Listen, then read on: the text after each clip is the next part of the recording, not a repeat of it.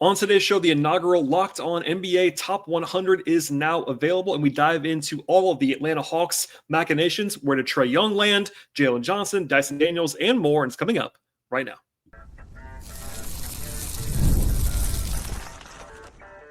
You are Locked On Hawks, your daily Atlanta Hawks podcast, part of the Locked On Podcast Network.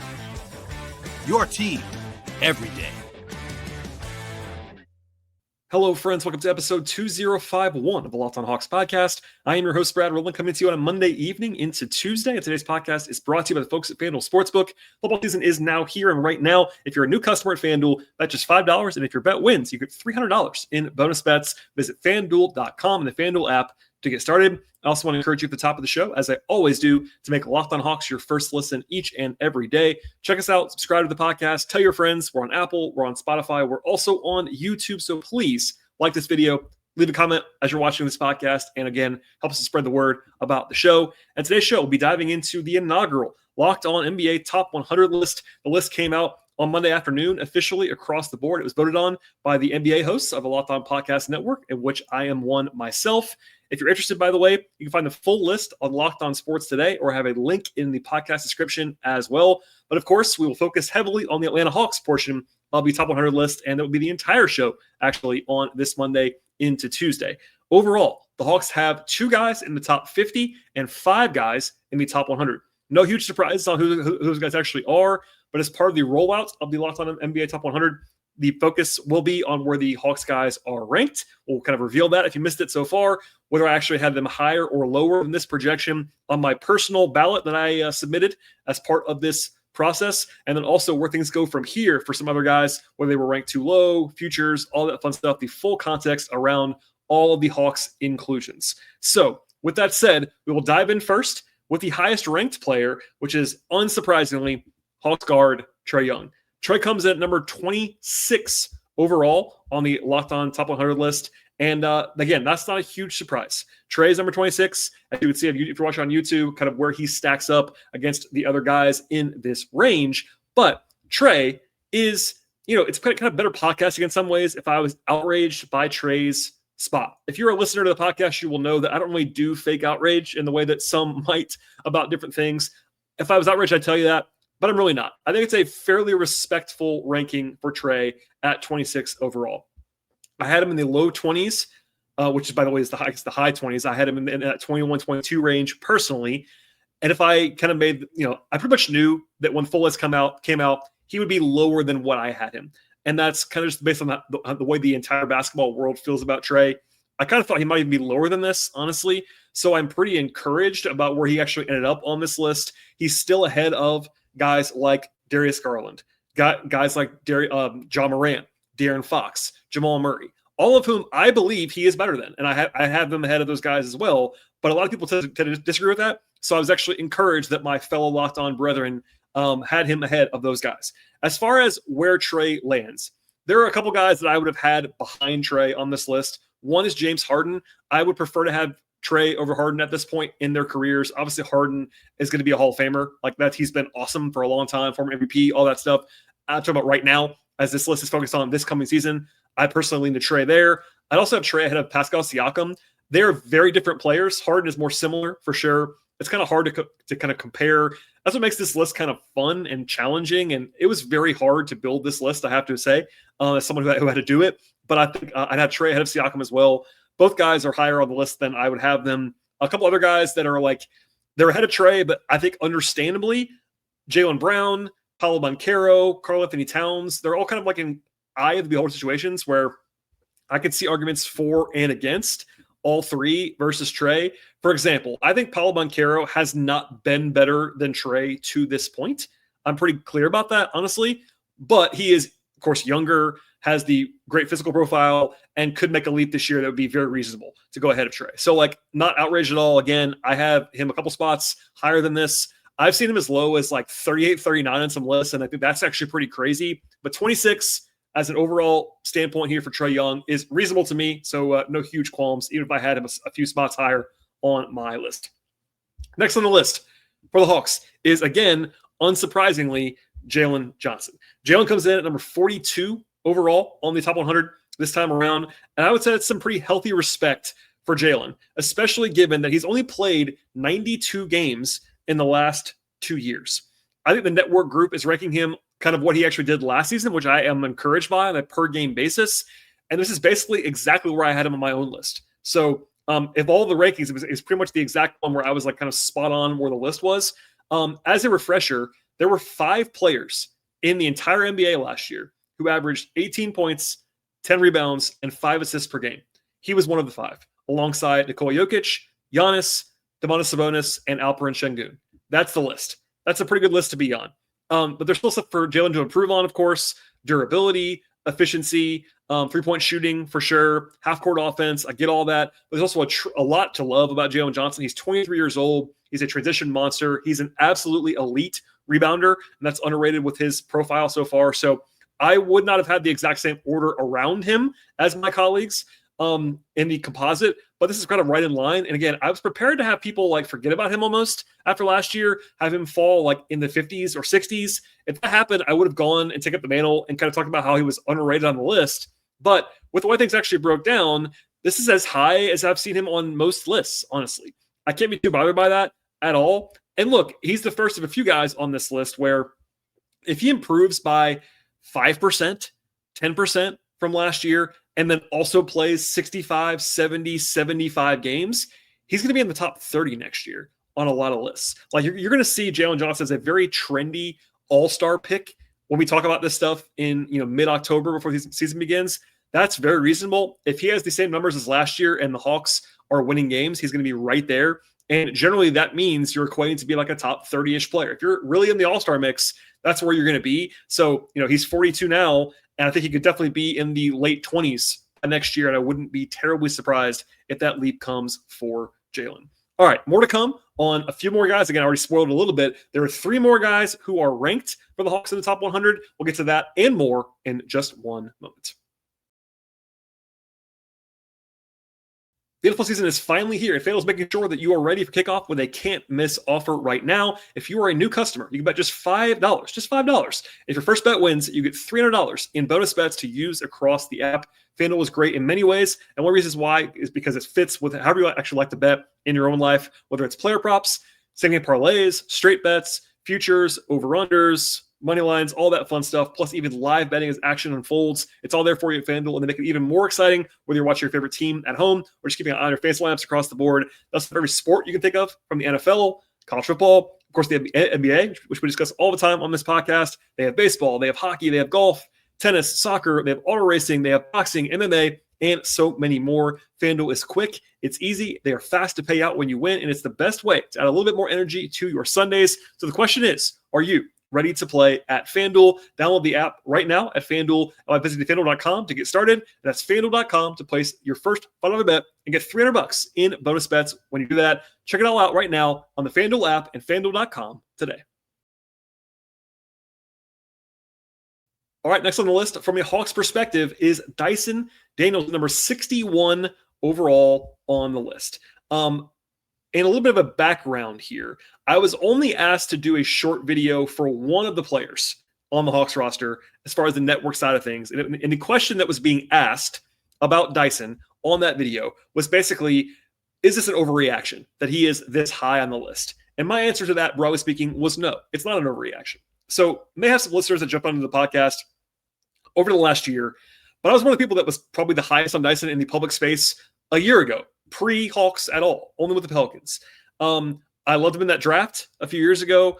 I treated him like a real get when the Hawks traded for him in the DeJounte trade a year plus ago now. But even I was not expecting him to win most improved player in his first Hawks season and averaged 3 steals per game. That's ludicrous. So last year, he pretty clearly performed at a top 50 level, honestly. EPM had him at number 45 overall in the league. This is kind of crazy, but Raptor had him at 11th overall in the league. Again, that's overboard, but I do think the EPM is in the right range. Like, he was that good last season with the impact he was making defensively. Now, I think it's reasonable to project some regression to the mean with his defense. Like, I would take the under on 3 steals per game because no one does that. But I do believe that he is probably the front runner pretty clearly to lead the league in steals again and deflections again. And this is a guy that, as a reminder, had the largest gap between number 1 and number 2 in steals in a season in the history of the NBA. He lapped the field, like, by a lot. So, and by the way, in deflections, he led by more than 2 per game, like crazy numbers. So even with some regression there, he's going to be an excellent defender. And what I think he actually gets underrated by some people is that his offense is not bad. Like, he averaged 14.1 points and 4.4 assists per game last year as a guy who was not a primary offensive option on his team. And, like, he's not like a defensive-only prospect. This is a lottery pick of the draft a few years ago. He's 22 years old. He's going to get better on offense. He's going to grow in the future. So overall, this ranking is pretty reasonable. I had him in the low 50s, so, like, a little bit ahead of this, nothing crazy. He's behind some guys that I disagree with, like, for example, Norman Powell, who was great last year, but probably is more of a one-year wonder than Dyson is going to be. Austin Reeves, I would have below Dyson for another guy. I won't go through every single player, but this feels reasonable to me. It's not an overreaction that he's this high, and I think that he will prove that again coming up this year, and he's right where it's kind of right in the range where I voted him at this point in time. Next on the list is Kristaps Porzingis, and he comes in at number 75 on the list. Yes, 75 for Porzingis. Now, this is the only one of the Hawks rankings that I had alluded to a little bit on the podcast last week. I already knew this is going to come in. I mentioned it briefly with David Lee on the show last week. And listen to those podcasts if you missed them. By the way, David was great on the show. I did mention that a lot of guys are difficult to rank, but he is difficult to rank. I will acknowledge that.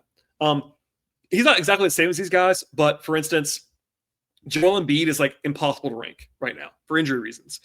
Kyrie Irving is currently hurt, as is Dame Lillard. Like, how do you rank those guys? I don't really know. We kind of had to figure it out behind the scenes, all that said. This is way too low on Porzingis. Like, way too low.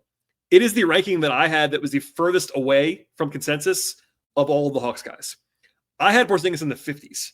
And I'll say this. If you told me he was going to be healthy for 65 games even, he'd be in the 40s for me. Maybe even higher than that. But definitely, I had him in the 50s, and I was giving him a discount for durability. So, like, 75 is pretty crazily low, I think. And I get how they get there, like, with durability stuff, I promise. But on a per-game basis, he is much, much better than 75th in the league as far as players are concerned. In 2 years with Boston, he averaged 19.8 points and 7 rebounds a game while playing 29 minutes a game. Like, that's crazy production. He had a 63% true shooting in those 2 seasons. He's a floor spacer like most guys are not at his size. He blocked 3 shots per 100 possessions last year. In no world is that 75 in the league. It's just not what that is.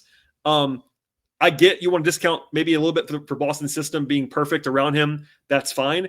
But in the previous season to that, he averaged 23 and 8 with the Wizards on elite efficiency as well. So, like, it's not Boston created that he's this good.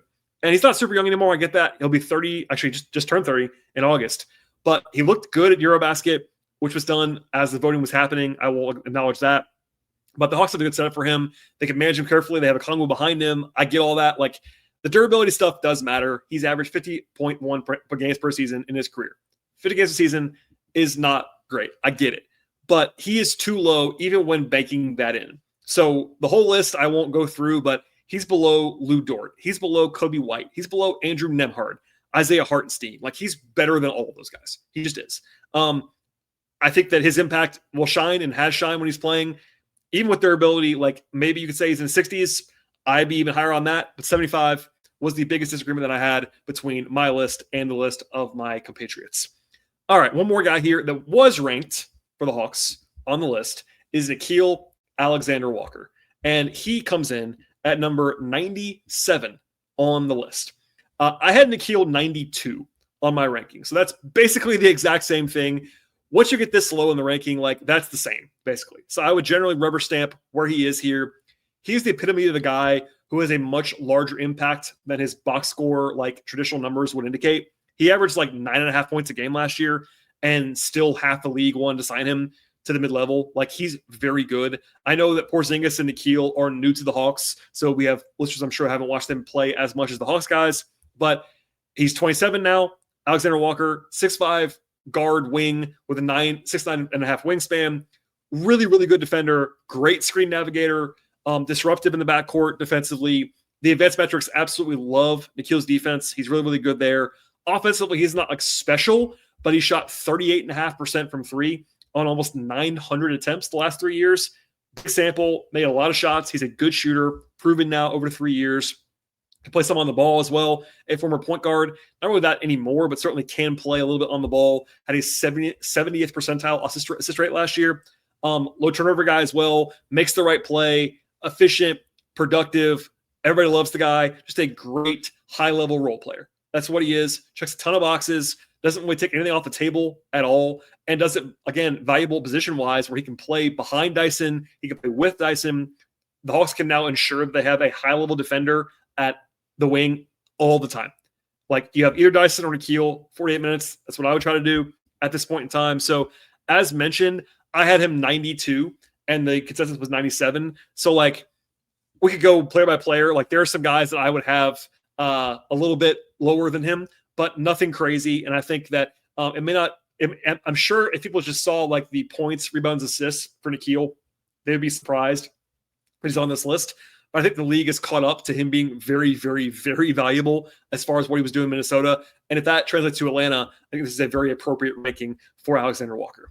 All right, we'll get to some more thoughts about Okongwu and Ricochet in a second, as well as some non-Hawk stuff briefly on the podcast in just one moment.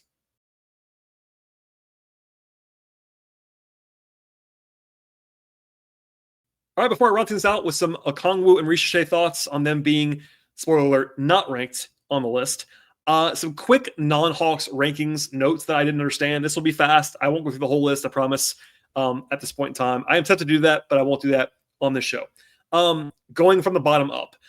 Anthony Simons, I did not rank him. I think he doesn't really do anything but score at this point. Like he's not very efficient. Boston can't trade him even though they want to right now, which is kind of a bad sign. He's still a pretty good player, but like I didn't rank him, and honestly, I wasn't that close to ranking him.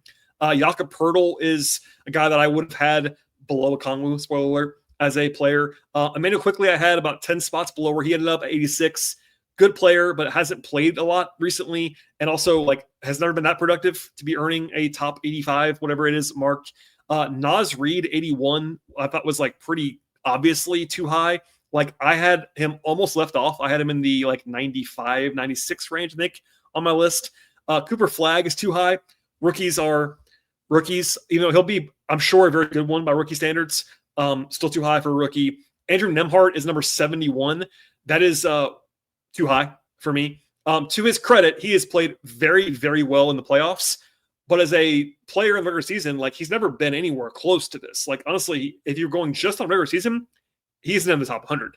Like I ranked him, but he would have been like 20 spots lower than the team had him. Lauri Markkanen, I actually thought was too low, 55. I'm actually lower on him than I thought everybody else was, but not anymore apparently. He fell too far. I'll go faster now. Jalen Brunson's at 8. That is too high for Jalen Brunson. He's very good. That's a little bit overstatement for what he actually is and what he isn't. Donovan Mitchell, I'm also a little bit lower on him, generally speaking. He's number 9. Those two guys, I'd have like 5 spots too low, like 5 spots lower, which is at that point a pretty big gap early on. And one more thing that I'm actually glad we did is have Jokic at 1. I know Shea was MVP last year. I think Jokic is the best player in the world. Shea might get there. He might pass him. I'm not saying he won't do that. But for right now, I think Jokic is number 1 pretty clearly. So those are my very quick non-Hawks thoughts.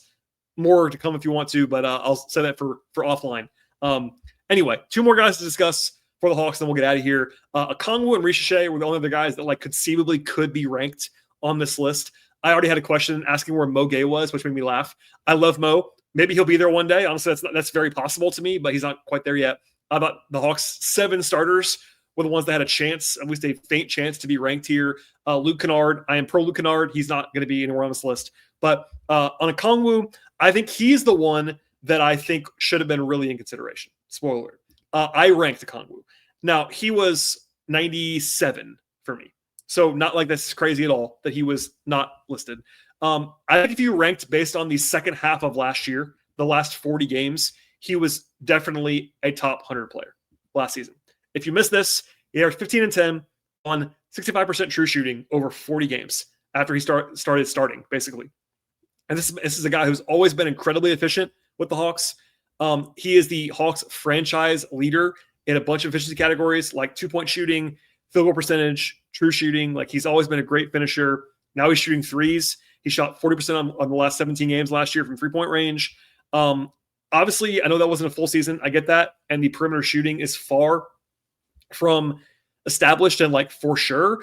But I'm still of the mind that like I think Okongwu is underrated to a lot of people. He's a good, versatile defender. He made a huge and I would say important and impactful leap as a rebounder last year. That's always been an area where he was deficient, and he no longer is. He was a great rebounder last year. That was a huge step forward. So I did discuss him on a 2-part episode with Glenn Willis earlier this summer. If you missed any of that, I want a deeper dive on Okongwu. That's there. But for me, he's a starting level player that happens to be on a team with a center who's better than him in Porzingis. That's fine.